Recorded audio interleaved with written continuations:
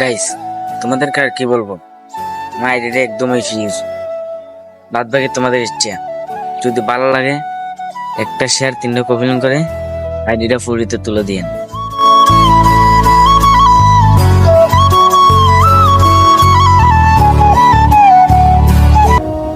এমন এক দেশে বসবাস করি, কত খারাপ কাজ হইতেছে তার কোনো বিচার নাই, বা উচিত কথা বললে পিছন দিকে শত্রু লেগে যায়।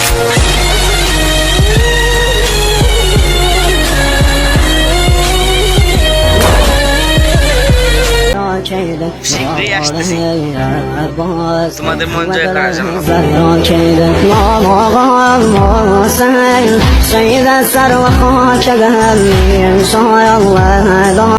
কষ্ট কি জিনিস এখন বুঝবেন না।